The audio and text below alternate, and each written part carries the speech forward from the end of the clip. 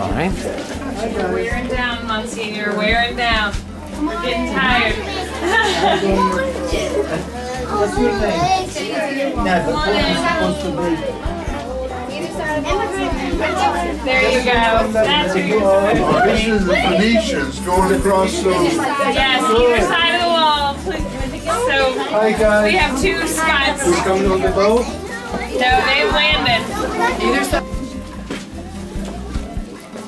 Okay. In 1895, immigrants from Lebanon came to the United States by ship. They traveled many miles and finally arrived in Richmond, Virginia. Since there was no Maronite church, they attended St. Patrick's Roman Catholic Church in Church Hill. The first Maronite Mass in Richmond was held at the home of William Moses Safi at 2303 East Franklin Street. A visiting Maronite priest said Mass in this local home. By 1902, 15 to 20 Maronite families lived in Richmond. That's back. Yeah, they're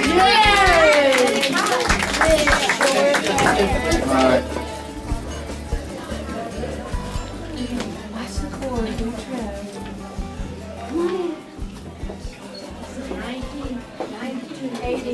1902. We're 1902 and 1903. Good, dark. Are we all in? Can everybody fit? Can y'all scoot? Oh, it's a very good year. Very good year. It's good year. Good times. Good times. Anthony is a bishop. Oh my goodness gracious. The church is going down. Michelle, you push the back of the arm. I'm going to smack him on the back of the head like Gibbs. Are we ready? Okay. Under the leadership of Abraham Stanier and Monsieur John Corey, men formed Star of the East Syrian Society to unite Maronites with the hope of establishing a parish. The first meeting was in 1902. Charter members were Abraham Stanier, Monsieur John Corey, John Joseph, Stephen Fayhead, Joe Naney, Charlie Stanier, William Moses Safi, John Simon, George Sadie, Stacey and Izzard, George Moses Gibral, and Abraham Simon. They approached Bishop Van de Viver of Richmond in 1903 to purchase plots in Mount Calvary Cemetery for burial ground for Maronite people. They met with resistance. Bishop agreed to sell them a plot of undeveloped land at the segregated far end of the cemetery. Yay! 1909 to 1912. Where we go now? 1909? Oh, 1909 to 1912.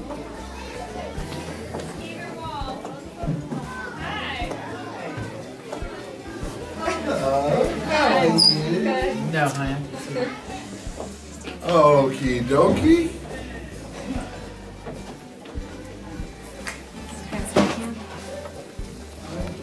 Maybe I'll come in and See now?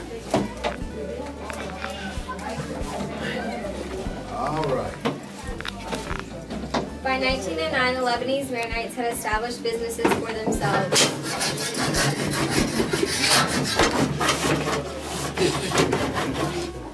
They dreamed of establishing their own church.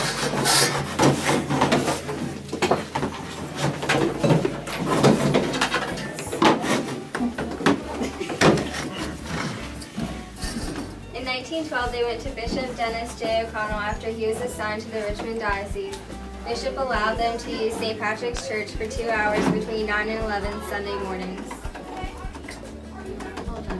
You can go to the next group.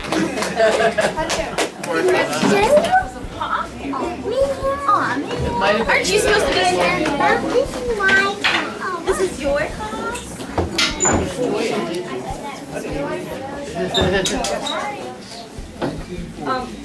Chris, I'm going to shoot him behind you. this is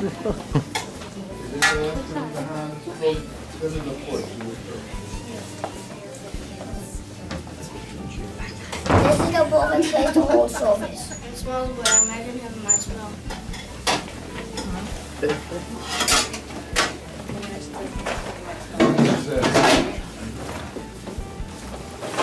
These renovations are going to look beautiful. I hear you're making a school for Eric. For furniture, but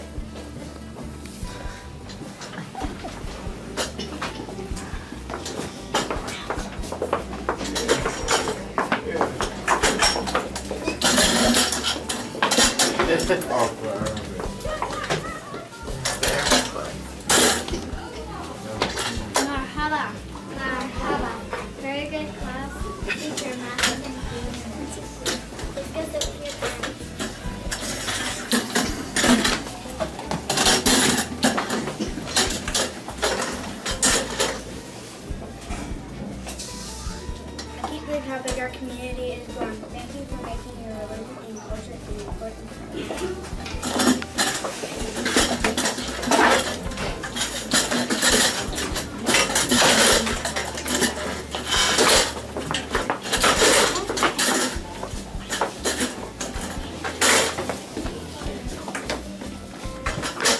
It smells like something is burning. No, it's just chocolate.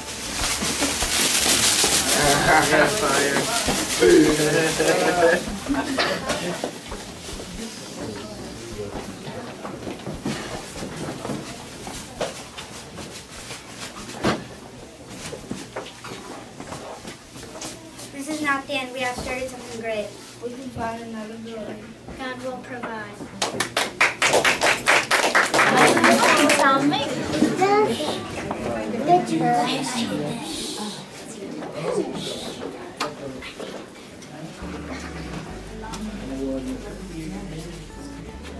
Yeah, I know. Wow. Wow. You guys are bishops and priests. You asked for them.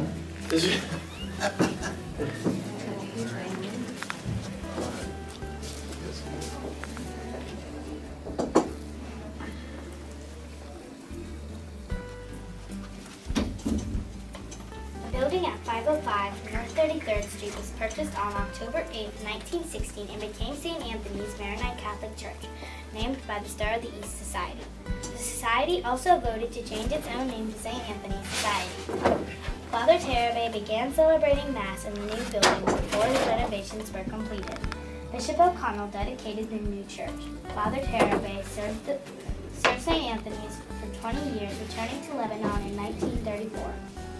Father Joseph Yesbeck served the community for a short time, followed by St. Patrick's father, Bernard Moore, until another Maronite priest was appointed.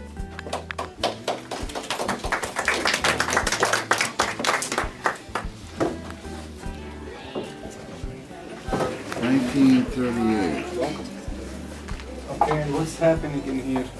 Waiting for the Father Anthony comes to them. Come on over here, Fritz. All right.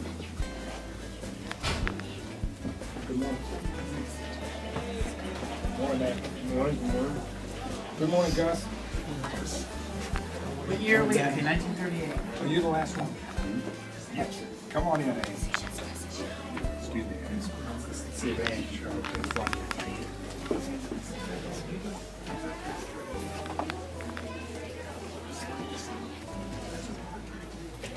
Okay.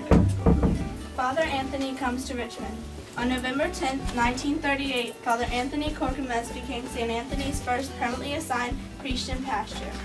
At the time, our church was located at 505 North 33rd Street in the Churchill section of Richmond. During Father Anthony's tenure, our church relocated to 2501 Park Avenue in Richmond's Van District in 1950. Father Anthony's charismatic personality enabled him to become friends with some of Richmond's most prominent and influential citizens. This alignment in Father Anthony's fundraising abilities enabled our parish to burn the mortgage on 2501 Park Avenue a few years after purchase. When Father Anthony arrived, our church was located at 505 North 33rd Street in Richmond's Churchill section. Father Anthony was the first Maronite priest in the United States that had permission from Rome to say Mass in both Maronite and Latin traditions. Father Anthony did a full recording of the Maronite Mass. When records needed changing, the Mass would stop to allow time to change the recording device. Then Mass would continue. Father Anthony moved our church to 2501 Park Avenue in 1950. Bob Bliley of Bliley's Funeral Home led a fundraiser to pay off the mortgage of 2501 Park Avenue. Monsieur J. Corey, one of those two men instrumental in founding our parish, was my great-great-grandfather on my mother's side. Thank you for coming to witness a part of our St. Anthony's history. How are you? 19. Cover the wall, please. What? Candy.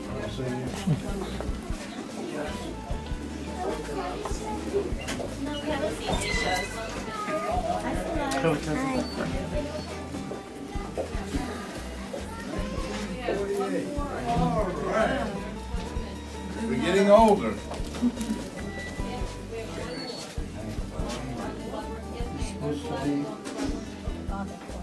The Father Corcomas. Wow.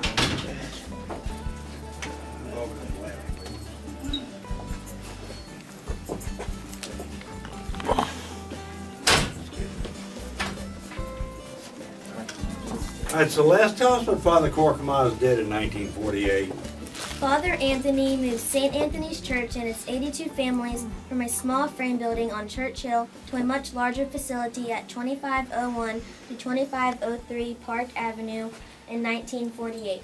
It was consecrated with a pontifical high mass presided over by Bishop Peter Ireton of the Diocese of Richmond in March 1950.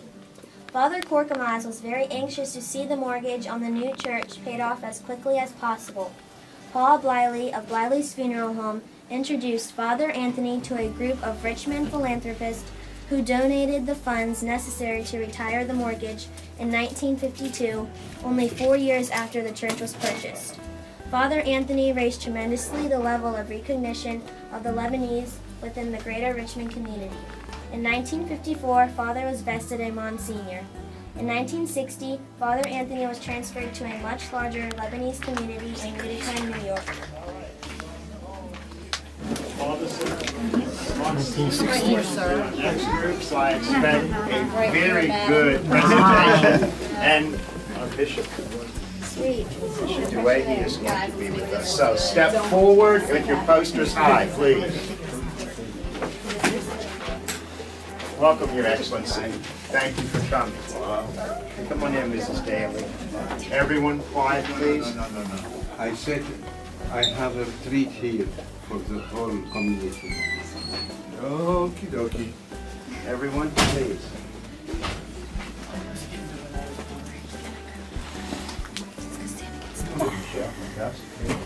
Can I get up here close?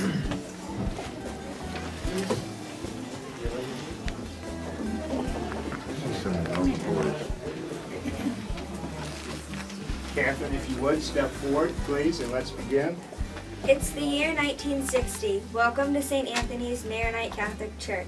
Our pastor, Monsignor Anthony Corcomas, has just been transferred to Utica, New York, and St. Anthony's welcomes our new pastor from Lebanon, Father Bashari Sawan. One of Father Sawan's early initiatives was to focus on the youth of the parish. He quickly set out on a mission to foster and strengthen the faith of our young people. Under the guidance of Father Sawan, the church hall was renovated and partitioned into classrooms for the parish's first religious education classes. 4 Comboni sisters and 6 lay teachers were commissioned to teach the children that first year. From these humble beginnings, St. Anthony's Maronite Formation Program was born. Christine, what is the 4th commandment? Father Sawan organized the young girls of the parish into a club he named the Maronite Teens in honor of St. Mary. The Maronite Teens Club was for the girls between the ages of 8 and 13. One of its primary purposes was to keep the girls together so they would be able to sing in the church choir. The boys of the parish were organized into the Altar Boy Society. Father Sawan started this group to train the boys how to serve at the altar, as well as teach them the Maronite liturgy and traditions. For many years, the Altar Boy Society made annual excursions to the beach under the watchful eye of Father Sawan. Father Sawan was also responsible for the formation of the Youth Club. The Youth Club provided opportunities for teenage boys and girls to become acquainted with each other at church-sponsored events. The club promoted unity among its members and encouraged the teenagers to volunteer to serve both the parish and the greater Richmond community. Thank you. Thank you all.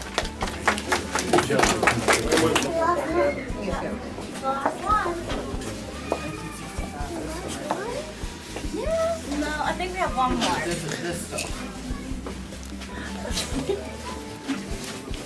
Joe. Say hi. Where should we Jonah, please say hi. Hi. Hi, Jonah. Blow my kiss, good. No, she doesn't know how to blow a kiss. She doesn't know. Like this. In 1965, the parish purchased a 14.5-acre tract of land in the far west end for a church and recreational complex. Father Sawan and the men and youth of the parish shoveled debris, cut down trees, cleared the land for a picnic ground, and for a shed to grow food. The first permanent building housed a snack bar, locker rooms, and caretaker's apartment that was dedicated on July 3, 1966. A swimming pool, basketball, volleyball, tennis courts, and softball field were also added. A pavilion and parish house were completed in 1975. In 1971, a 9 p.m. convention was held here in Richmond. On July 21, 1974, Father Sawan was vested as Monsignor. Can't get in.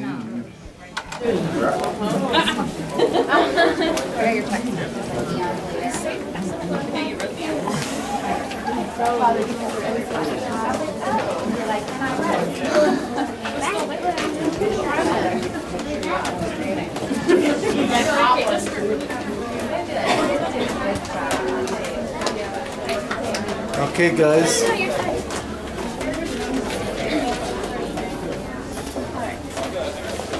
that everybody? Yeah, here we go. The year is 1979. Parishioners participated in international food festivals in the late 1970s. In October 1979, Bishop Zick dedicated the newly built church. The current complex also included a social hall and educational building that is used as a daycare center. The church was built according to Maronite architecture. The sun rises in the east over the altar so that it shows the distinct west window of the resurrection of Jesus. The church is filled with Maronite icons and pictures that remind us of our heritage. We also have statues that fill the churches of our past in the vestibules in the chapel. Right this way. I like the jazz. Yeah, I like the prices. Yeah, the prices. No, this is about the food festival. Remember the food festival? Monsignor Bashara Sawan remained in the parish until his death in 1984 and was buried on the grounds of the church property, now fondly known as the Center. Monsignor George Savali has served as pastor. Go stand next to him, Just a few announcements, please. This year we're going to have our first Lebanese food festival. I hope you enjoy the food, the music, and the dancing. Ladies Auxiliary, Youth Club, Junior Youth Club, and Altar Boys remain strong organizations within the church. The Comboni Sisters continued to teach in the religious education program until the 1990s. On April 10, 1994, Kenny Fidel was ordained subdeacon. He was the first subdeacon from our parish. The church sponsors retreats, serves as a pilgrimage church, and offers a scholarship program for college-bound parishioners. The charity and compassion of its members are demonstrated through the golf tournaments, food drives, Christmas Star projects, and benefit dinners for orphans in Lebanon and the needy in Richmond. In 1985, we held the first Lebanese Food Festival. The heritage and traditions of the Maronite Lebanese are shared each year with the wider Richmond community at the annual Lebanese Food Festival in May. In 1988, the 25th annual Dance Festival was held here in Richmond. Like it? All right, your last exhibit is through the door behind you. Thank you.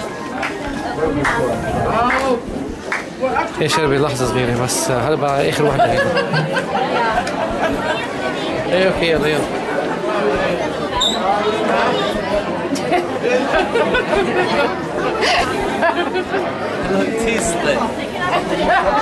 Is the last stop 2006, 2007, 2011.